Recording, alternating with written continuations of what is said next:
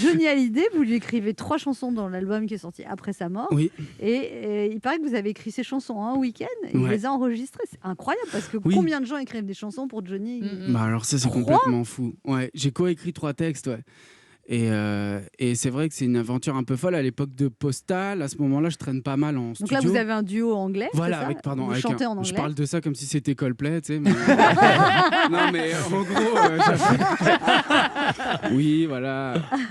Non, mais voilà, à l'époque, j'étais producteur, donc je passais beaucoup de temps en studio à faire des petits arrangements, des basses, des batteries, tout ça un peu en studio. Et j'étais au studio Diodelis cette semaine-là.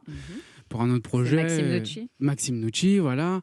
Et lui, il a travaillé sur les 3 derniers albums de Johnny Hallyday, si je ne me trompe pas. Et il nous dit, voilà... Johnny cherche quelqu'un pour laver ses carreaux, tu fais quoi? Voilà. Et moi, à ce moment-là, je saisis ça comme une opportunité. Bien sûr. Tout de suite, je me dis, ok, est-ce qu'il sait que je fais des textes? Est-ce qu'il connaît ma qualité? Je vais les écrire sur le carreau avec de la buée.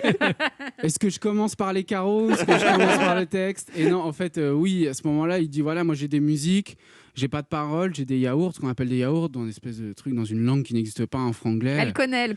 Voilà. Et du coup, j'étais là et en fait, il nous dit, voilà, moi, je pars lundi à Los Angeles. Je vous préviens, la dernière fois, il m'a tout basé. Enfin, s'il aime, il prendra. S'il aime pas, c'est hors de question. Ouais.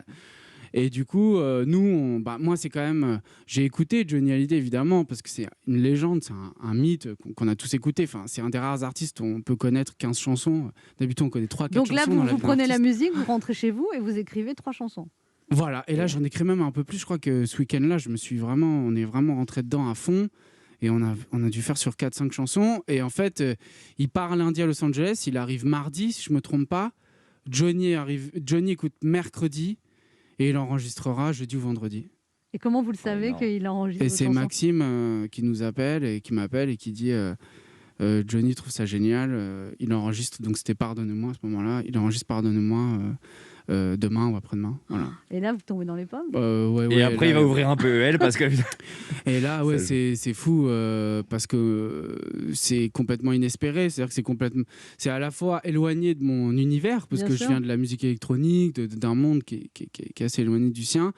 Et en même temps, c'est les musiques qui m'ont inspiré. Parce que sur Pardonnez-moi, il y avait ce truc un peu de Madame Rêve d'Alain Bachung, des cordes. C'est la musique qui m'a inspiré. Je ne l'aurais pas fait par opportunisme. Et alors, vous ne l'avez jamais rencontré, du coup? Mais du coup, jamais. Non, parce que... À un moment, on s'était dit peut-être d'aller à Los Angeles. Alors, j'ai fait mon passeport en urgence. Finalement, je n'y suis jamais allé.